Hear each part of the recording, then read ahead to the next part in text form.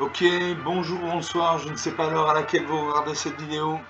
C'est encore et toujours Olivier Lunette, en direct de Magic the Gathering Arena, Magic Assemblée d'Arène en français, j'espère que vous allez bien. Nous sommes le mardi 23 septembre, il est 8h12 du soir, et j'ai envie de jouer à Magic. J'ai envie de vous offrir une petite vidéo comme ça, sympa, pour bien finir la journée, ou pour bien la commencer si vous la regardez demain matin. Un petit moment de plaisir, voilà, un petit moment de plaisir. La journée est finie, ou pas encore commencé. Vous êtes encore frais dispo.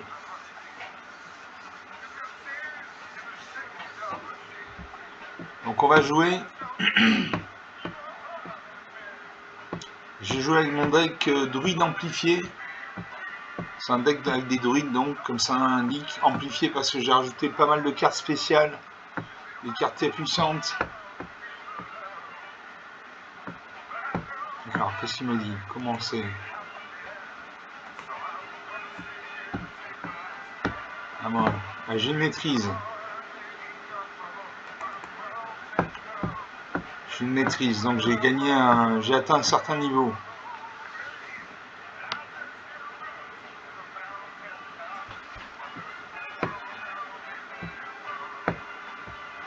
Bon, ça m'intéresse pas. On va revenir au jeu. Donc comme je vous le disais, je jouais mon deck druide amplifié. Non plus contre le bot de Magic, l'intelligence artificielle, mais en intemporel. Contre un joueur humain. Voilà, hop, intemporel. Je cherche mon deck druide et amplifié, il est là. Je vais vous le montrer, on va le survoler. Donc c'est un deck avec des druides, comme son nom l'indique.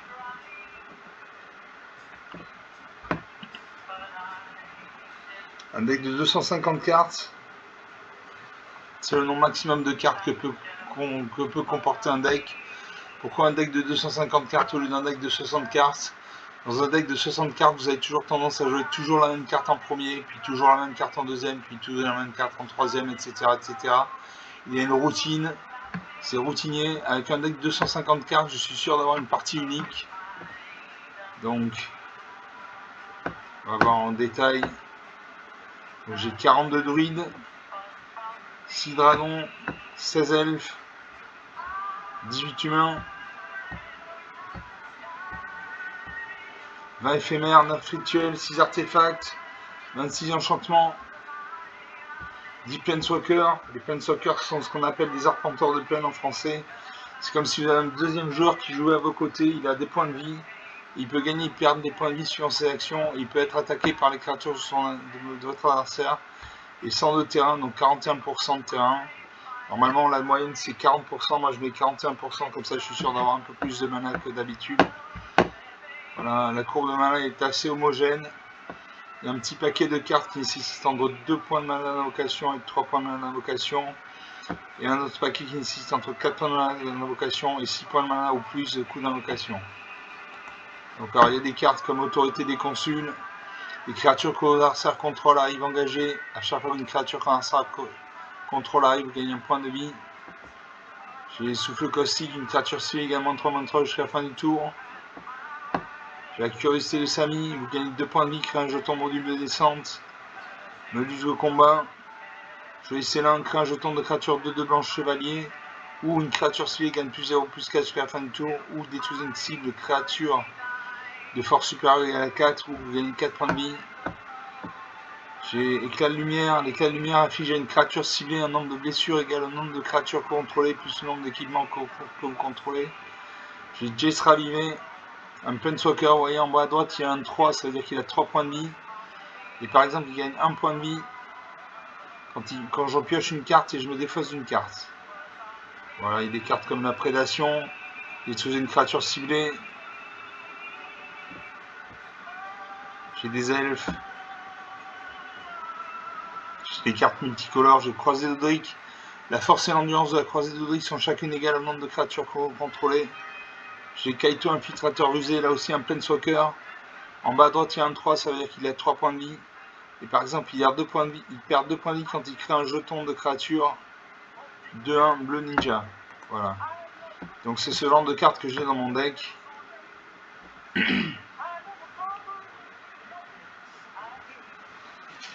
Et donc on va jouer donc en intemporel. L'intemporel, c'est un format qui autorise toutes les cartes de toutes les éditions Magic, de toutes les éditions, contrairement à d'autres formats comme l'Alchimie qui nécessite, qui exclut certaines cartes et qui en autorise d'autres. Je me bats contre Legend Waffles. Je ne sais pas ce que ça veut dire. Ah, ils sont deux, un homme et une femme. Je commence. Alors j'ai un marais, donc un mana noir. J'ai une montagne, donc un mana rouge. J'ai une forêt, donc un mana verte. J'ai Rotefeu Gobelin pour 4 mana. Expectueuse des Tempêtes pour 5 mana, dormante de blanc. Un Planeswalker. Vous voyez, elle a 5 points de vie. Elle gagne un point de vie par exemple pour créer un jeton de créature 1 blanc-chat, soldat. Pour 5 mana, dormant rouge, au moins en blanc et au moins en or, j'ai eu Sonic, une 4-4 vol. Quand cette créature arrive, elle inflige 2 blessures à n'importe quelle cible et vous gagnez 2 points de vie. Pour 6 mana, dormant en or, j'ai Viper Putruggle, une 6-6. Allez, je garde ces cartes. Je fais le pari que j'ai pioché de la mana blanche. Bientôt. Mon adversaire de jouer, il réfléchit. Peut-être qu'il va faire un mulligan. Oui, il a fait un mulligan. Il a repioché cette carte. Il en a mis une de côté. À moi de commencer. Je commence avec un marais.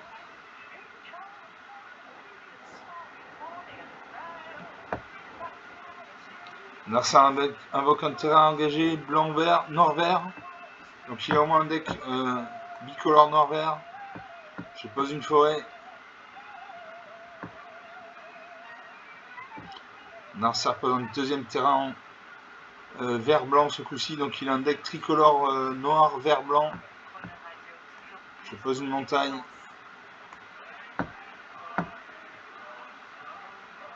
Alors mon adversaire de jouer. Il invoque chevaucher le pouf. Chevaucher le chou-peuf. Touche terre à chaque fois qu'un terrain que vous contrôlez arrive, mettez un marqueur plus 1 plus 1 sur une créature civique contrôlée. Et pour 7 points de mana dormante de vert, cet enchantement devient une créature 7-7 bête en plus de votre type. Je pose une plaine. Je peux jouer le Rotefeu Gobelin. Rotefeu Gobelin. Je vous expliquerai plus tard la capacité du Rotefeu Gobelin. Narsa invoque le tranche-coq, une 1, contact mortel. Comme il a invoqué un terrain, il met un marqueur plus 1 sur son tranche-coq qui passe de 1 à 2-2. Je pose une plaine. Je peux jouer la Vipère Putruggle, une 6-6. Ou Avaleur des cadavres sauvages. Vol, contact mortel. Quand cette créature arrive, exilez jusqu'à 2 cartes ciblées d'un cimetière unique. Donc une 3-5 ou une 6-6. Hyper Putruggle, en tant que coup supplémentaire pour lancer ce sort, vous pouvez sacrifier n'importe quel nombre de permanents de mon terrain. A chaque fois que cette créature arrive ou attaque, mettez un marqueur gangrène sur elle. Puis pour chaque marqueur gangrène sur elle, chaque adversaire perd 4 points de vie. À moins que ce joueur ne sacrifie un permanent de mon terrain. Donc je joue cette carte. Une carte puissante.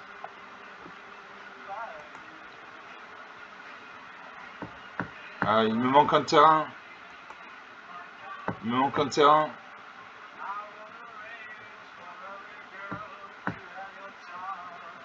J'ai joué le Hurler Sonic.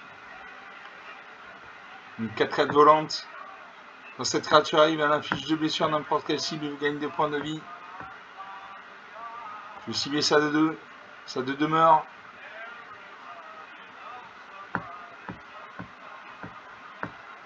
Donc il me faut un point de mana supplémentaire pour jouer la Vipère Putruggle et la valeur de cadavre sauvage. Narsa pose un terrain engagé bleu, blanc, noir.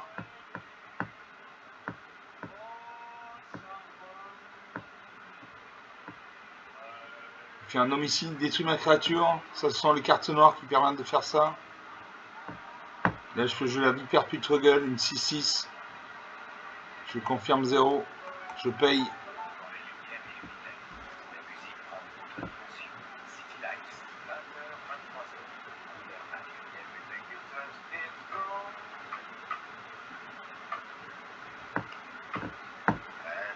Alors, à chaque fois que cette créature arrive ou attaque, mettez un marqueur gangrène sur elle. Puis pour chaque marqueur gangrène sur elle, chaque adversaire perd un point de vie. Chaque marqueur, bon, enfin, il a scellé une carte. Il invoque le Faucon de Nuit Vampire. Mais les joueurs de terrain, ça 2-2 est passé, ça 2-3 est passé à 3-4. Je pose une île. Je joue la valeur sauvage, une 3-5 vol, contact mortel. Quand cette créature arrive, exilez jusqu'à 2 cartes ciblées d'un cimetière unique. Donc, je cible son cimetière. Le cimetière, vous voyez, c'est à droite de la pioche. Je viens en haut à droite. Je choisis 2 cartes. Je vais faire le cristal du vent et tranche au coq. Voilà pourquoi c'est important de vider le cimetière, parce qu'il y a des cartes noires qui permettent d'exhumer des cartes depuis le cimetière. Donc voilà. Je n'attaque pas un 6-6 parce qu'il a une 3-4 en face avec le contact mortel. Donc je n'attaque pas.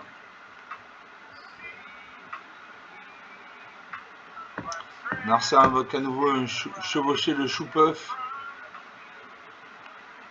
Il aura mes créatures. Je peux jouer l'assaut des chevauches dragons.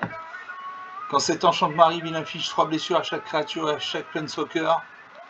Touche terre à chaque fois qu'un terrain contrôlé arrive, crée un jeton de créature 4 rouge dragon et le vol. Donc il inflige 3 blessures.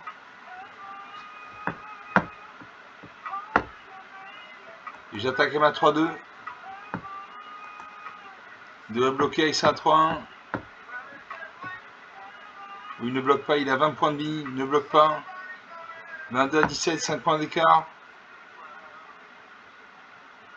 Il y a un chocobo qui nous regarde. Le chocobo, c'est un oiseau dans Final Fantasy. Alors ça regarde mes cartes. Il détruit ma vipère puis Truggle. Il me fait 3 points de dégâts, 19 à 20. Je pose une forêt. Je crée un dragon avec le vol. 4-4. Je joue le fermier bourge-épine, 5-5 piétinement. Quand cette créature arrive, crée 2 jetons de nourriture. A chaque fois que cette créature attaque, vous pouvez sacrifier une nourriture. Si vous faites ainsi les 3 cartes, vous pouvez mettre une carte de permanent permanente dans votre main. Donc on va jouer ça.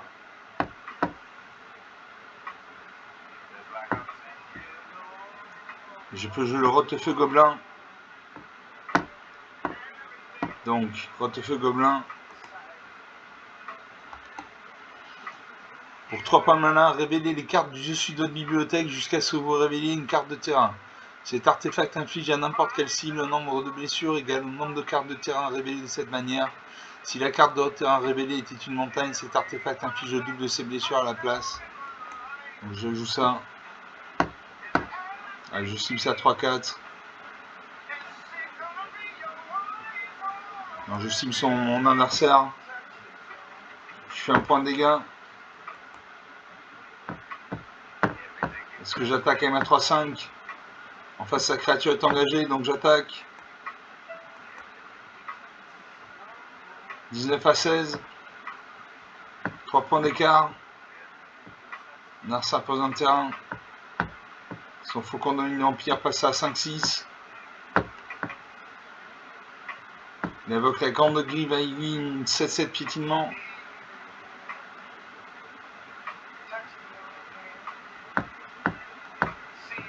Narsa m'attaque avec sa 5-6.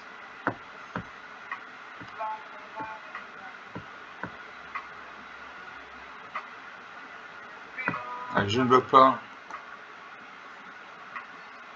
14 à 16. Voilà.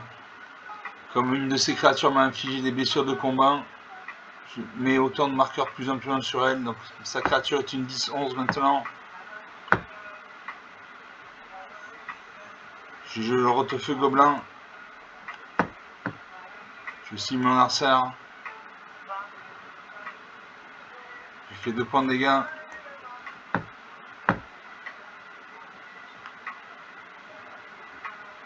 Je sacrifie un jeton de nourriture.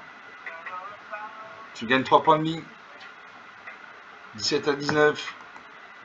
Je sacrifie mon deuxième jeton de nourriture.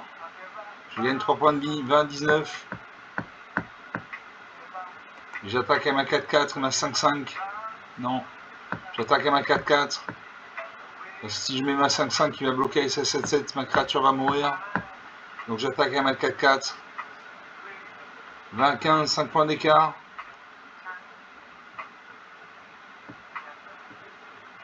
On a 6 terrains, donc 6 points de mana. Il peut invoquer une carte avec un coût d'invocation de mana de 6 points de mana.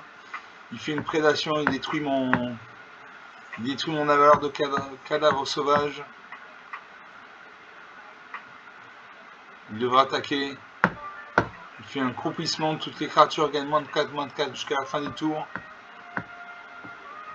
Il attaque avec ses 6-7 et ça 3-3. Je bloque sa 6-7, je ne peux pas la bloquer parce qu'elle a le vol. Je ne fais pas de blocage. 11 à 15, 4 points d'écart. Ces créatures boost. Son faucon de nuit vampire passe à 16-17. Et son grande grive à IUN 10-10. Je pose un arrêt. Je prends un jeton dragon 4-4. Je vais faire le rotefeu gobelin. Je cible mon arcère.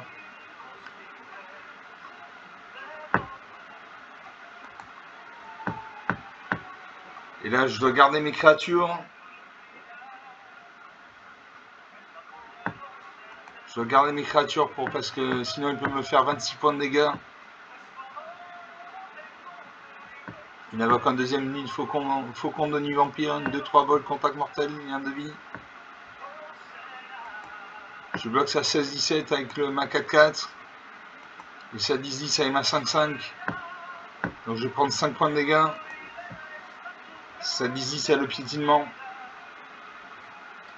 Donc 6 à 21. Ces créatures se boostent. Je peux jouer Jolrael, Voix du Zalfir, une 3-3 au début du combat pendant ton tour, jusqu'à un terrain ciblé contrôlé devient une créature X6 verte et bleue oiseau avec le vol et la célérité jusqu'à la fin du tour, X étant le nombre de cartes dans votre main. C'est toujours en terrain. À chaque fois qu'une créature terrain contrôlée inflige sur le combat un joueur, piochez une carte. Je vais faire le rotefeu gobelin. Le ciment arcère. 6 à 37. Je cible un terrain que je contrôle. Je cible une marée.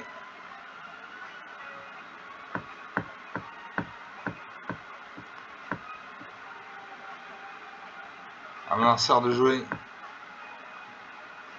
Il booste ses créatures. Il y a une 32-33, une 20-20, une 4-5, une 7-7. Je ne peux rien faire. Je bloque ça 7-7. Je vais prendre 32 et 4, 36 et 20, 56 points de dégâts. Donc je vais finir à moins 50. Voilà. Moins 50 à 73, 123 points d'écart, rien à dire. C'est ce qui s'appelle une branlée chez branlée, sans vouloir être grossier. Rien à dire, il avait des cartes. Il avait chevauché le pouf. À chaque fois qu'un terrain contrôlé arrive, il mettait un marqueur plus un sur une créature ciblée contrôlée. Donc il a gagné. Il a eu une 32-33, une 20-20, rien à dire. 19 minutes depuis le début de cette vidéo. Donc une partie jouée, une partie perdue.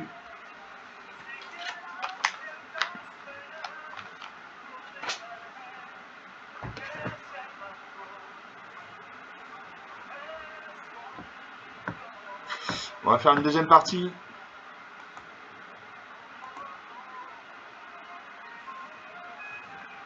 Toujours mon deck druide amplifié en intemporel. Regardez cette belle illustration. Matrix, Magic, c'est un bon jeu, mais c'est aussi un beau jeu.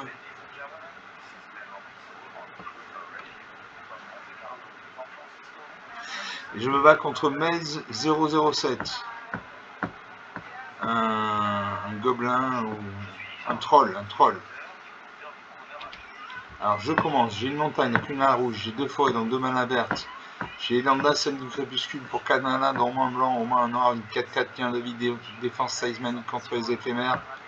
Pour 6 mana dans moins de 2 noirs, j'ai Liliana Gérard d'avoir des fois en Planeswalker. Elle a 6 points de vie, elle gagne par exemple un point de vie quand elle crée un jeton de créature de noir zombie, etc. Je vais faire un mulligan. Je pioche un marais, une forêt, croisée d'Odric pour 3 mana dans le blanc, Vitessence Cœur de Lion pour 5 mana dans 2 blancs, Elvira Noir pour un brin de mana, Taxidermie sur recluse du 1-2.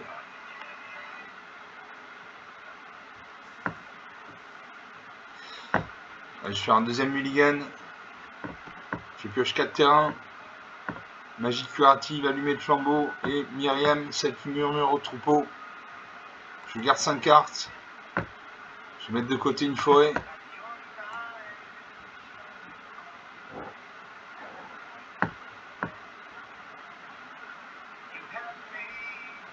Et je mets de côté la magie curative.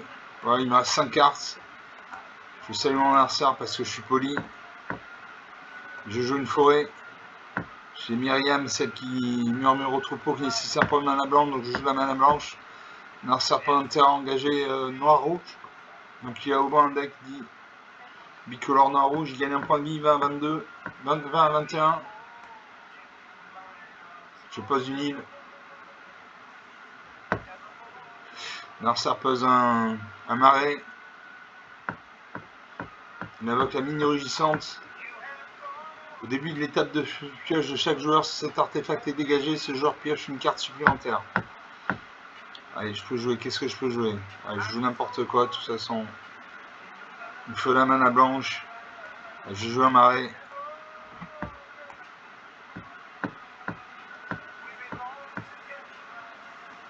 Là, ça a poché 2 cartes. Pose un terrain engagé rouge-noir. Donc il a un deck bicolore rouge-noir. Au moins bicolore rouge-noir. Je vais poser une montagne. Je peux jouer le monument Sultai. Quand cet artefact arrive, cherchez dans votre bibliothèque une carte de marais, de forêt ou d'île de base, révélez-la, mettez-la dans votre main puis mélangez. Et pour 5 mana, dans au moins un noir, au moins un vert, au moins un bleu, sacrifiez cet artefact. Créez 2 jetons de créatures de 2 noirs zombies et druides. Donc on va faire ça. Alors il me faut de la mana verte et de la mana blanche.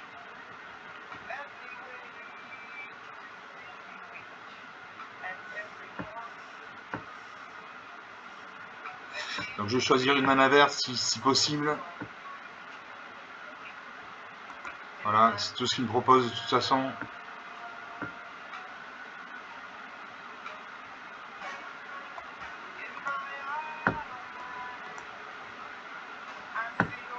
Là, ça pose un deuxième marais. Il invoque le crébin du pays de Dune. Il vole. Quand cette créature arrive, amassez des orques. Amassez des orques. Mettez 2 marqueurs plus 1/+1 sur une armée que vous contrôlez. C'est aussi un orc. Si vous ne contrôlez pas d'armée, créez d'abord un jeton de créature 0/0 noir orc armé. Donc il y a 3 créatures, une 2/1, une 1 volante et un orc armé de 2. Il m'a attaqué avec ça de 1, donc il m'a fait 2 points de dégâts, 18 à 22. Je pose une forêt.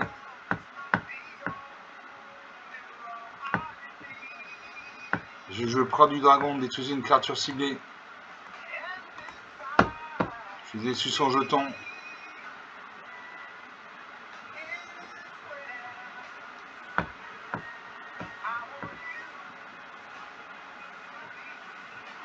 Quand l'ordinateur voudra bien procéder.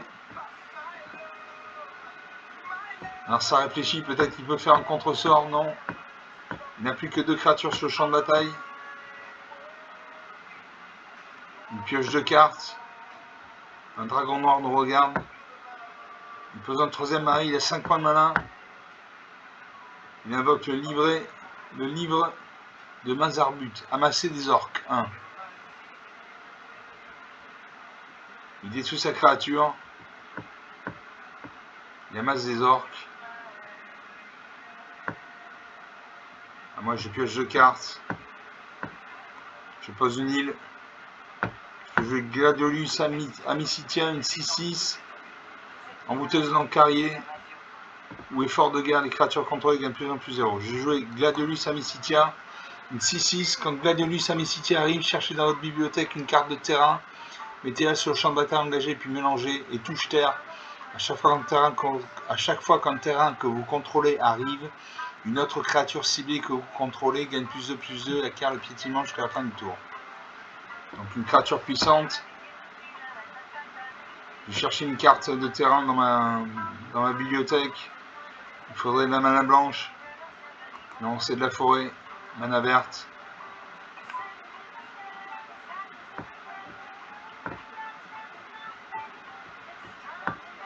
Alors ça poche de cartes.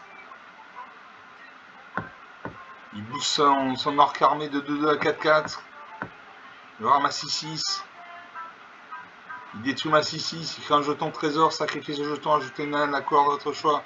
Il m'attaque avec ses deux créatures. Il me fait 5 points de dégâts. 12 à 22. 10 points d'écart.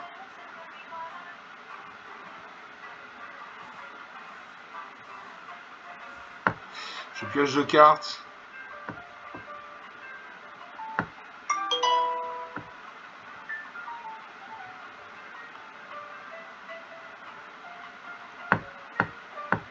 Je peux jouer l'embouteuse de l'encarrier, une 3-2 quand cette créature a créé un jeton de nourriture.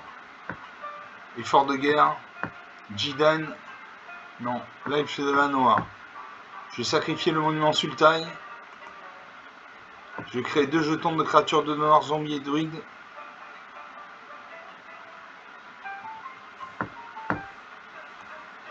J'invoque l'aigle de la noire, une à 1.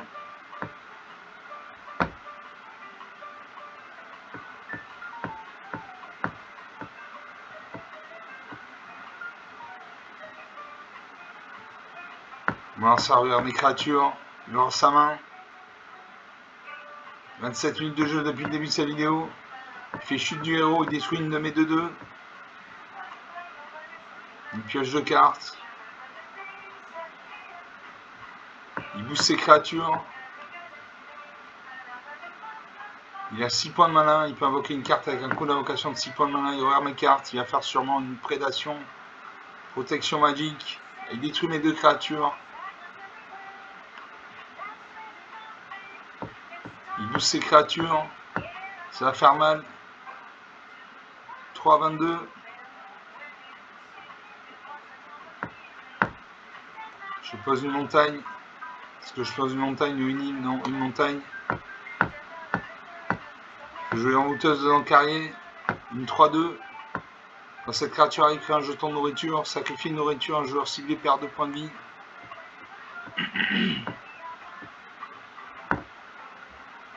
Je joue l'effort de guerre. Les créatures contrôlées gagnent +1/+0. À chaque fois que vous attaquez, créez un jeton de créature 1, rouge guerrier, engagé attaquant, sacrifiez-le au début de la prochaine étape de fin. Et je joue ça.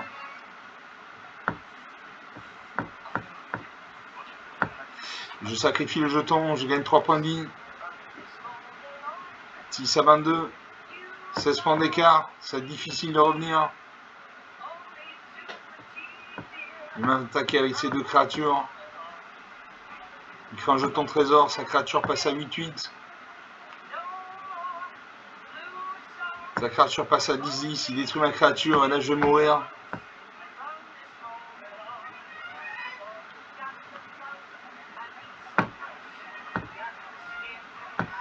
Son armée haute passe à 11-11. Et là il me finit. Moins 6 à 22, 28 points d'écart, rien à dire. 29 minutes depuis le début de cette vidéo, donc encore une belle branlée comme on dit vulgairement. Moins 6 à 22, 28 points d'écart. Donc il avait un orc armé 12-12.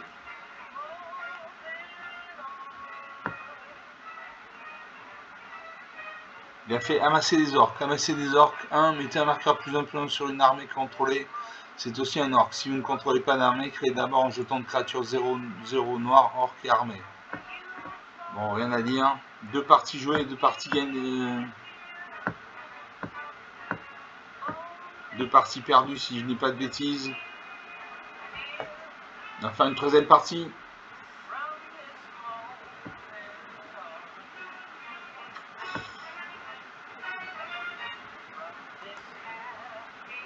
Toujours mon deck druide amplifié en intemporel.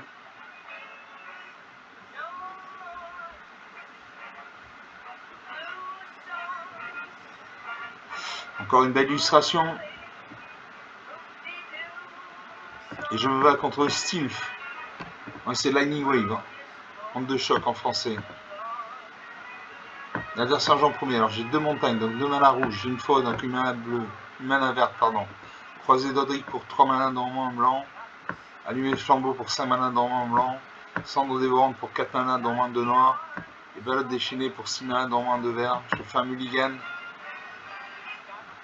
Je pioche une plaine, donc une mana blanche, une montagne, donc une mana rouge, une forêt, donc une mana verte. Vigilance raisonnable pour 3 manas dormants en rouge. Et mettre sèche ancien original. Ancien originel pour 3 manas dans au moins un bleu et au moins un noir. Fleuve du Régent Marin pour 6 manas dans au moins 2 blancs. Et Gladius Amicita pour 6 manas dans au moins un rouge et au moins un vert. Je garde 6 cartes.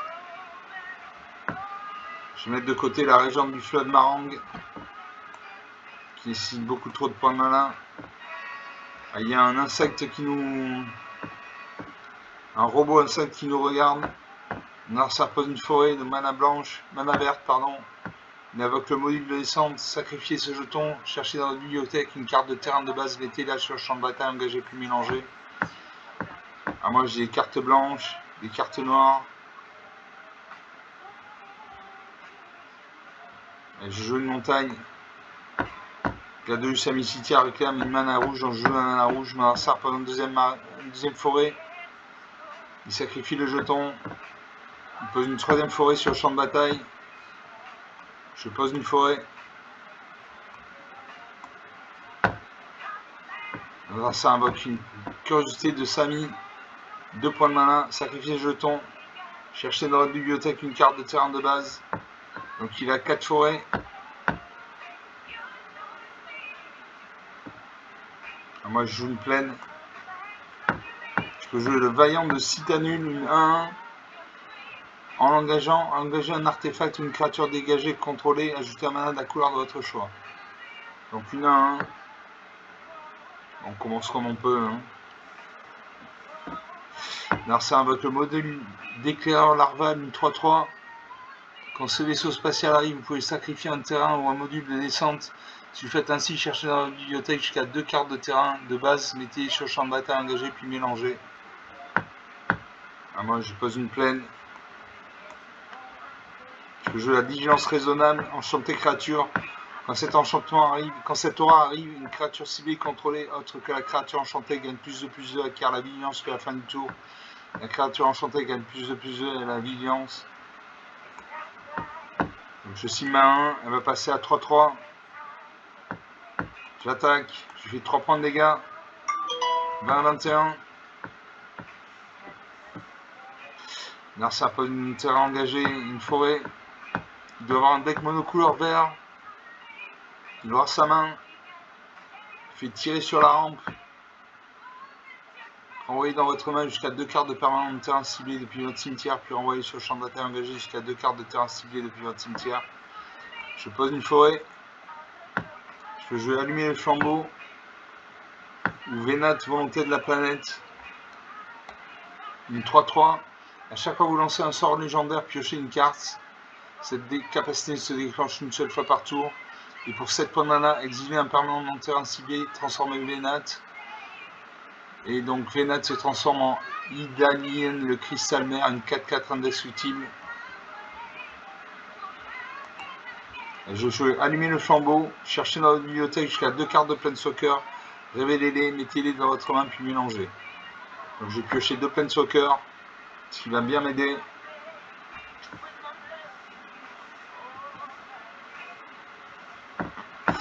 Je pioche Ugine l'œil des tempêtes qui me permet de gagner des points de vie.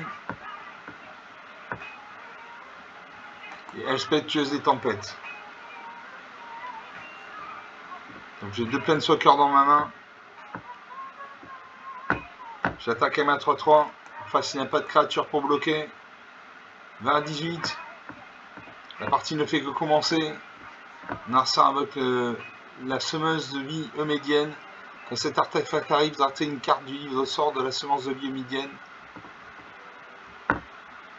Narsa pose un terrain. Il invoque le vaisseau sementeur de chasse filon. Zone de chargement.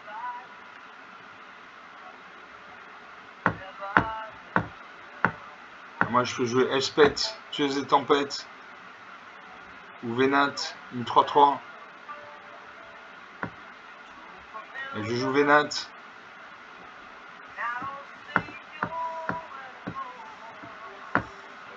Je peux jouer Escrime des Féeries, mais il n'a pas de créature sur le champ de bataille, donc ça ne sert à rien. Suivant. J'attaque à ma 3-3 toujours. 20 à 15, 5 points d'écart. Narsar fait une pulpe altérable. Évolution. À chaque fois qu'une créature arrive sur le champ de bataille sous votre contrôle, si sa force et son endurance est supérieure ou égale à cette créature, mettez un marqueur plus un sur cette créature. À chaque fois qu'une autre créature contrôlée arrive, le pulpe altérable acquiert perpétuellement le vol si cette créature a le vol. C'est vrai aussi pour l'initiative, la double-initiative, etc., etc., etc. Donc grosse créature.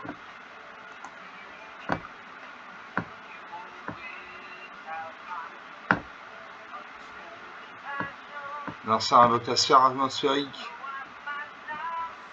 Ça rame.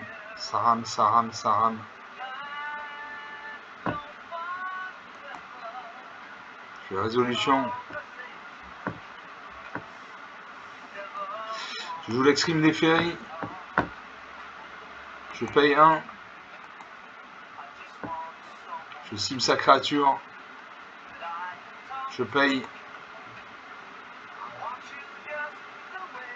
Ah, sa créature va mourir.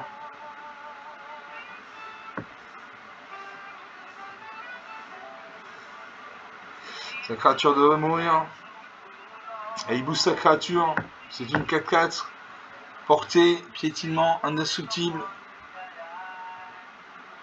Il invoque une 4-5 volante, une 3-3 volante. Là, ça va être très difficile pour moi. Je peux jouer Gladolus Amicitia, une 6-6. Je paye.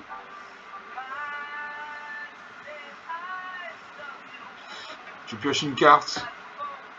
Je vais chercher une carte de terrain dans mon champ dans ma bibliothèque. Je pioche une forêt.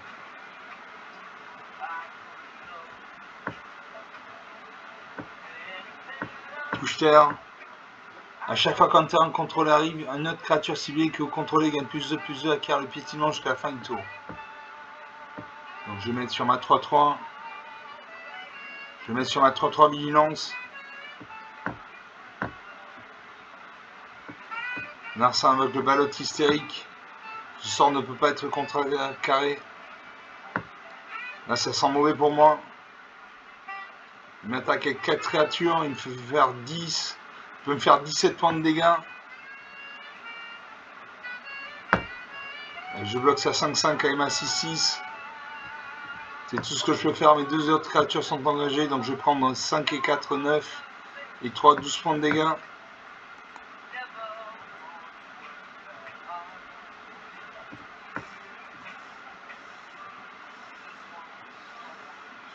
« 8 à 15, 7 points d'écart.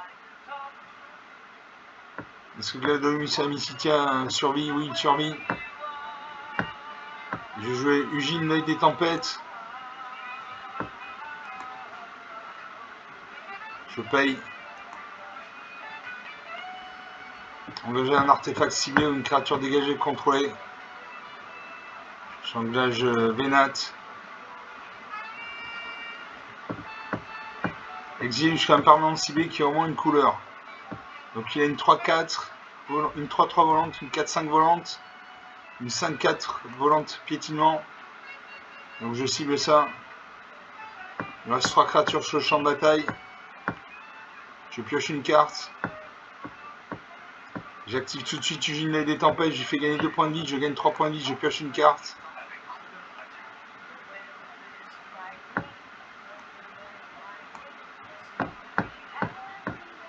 Est-ce que j'attaque? Si j'attaque, il peut me faire 10 points de dégâts. Donc 2 créatures avec le vol. Allez, je n'attaque pas.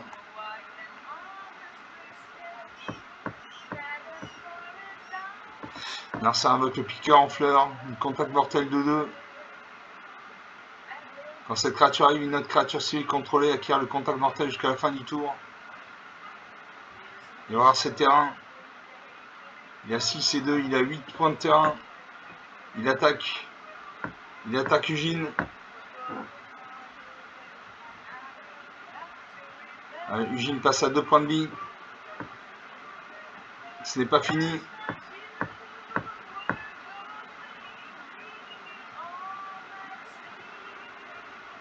Moi je pose une forêt. Je vais mettre un marqueur +2/+2 et le piétinement jusqu'à la fin du tour.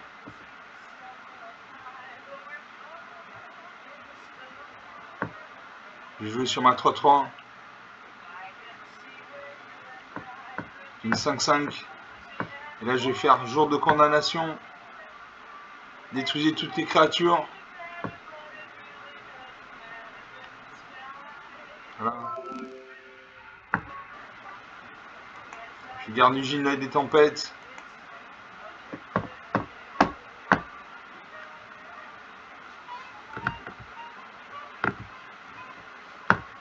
Je vais activer Eugene l'œil des tempêtes. Je gagne 3 points de vie, je pioche une carte.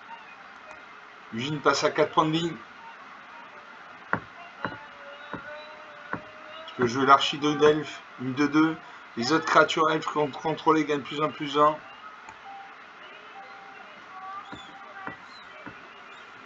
La partie est relancée 14-15. On sert pas dans le terrain. Je pose une forêt. J'active Eugene des tempêtes, je fais gagner 2 points de vie, je gagne 3 points de vie, je pioche une carte. 17-15. Je peux jouer Eugene, Elspeth, tueuse de tempête.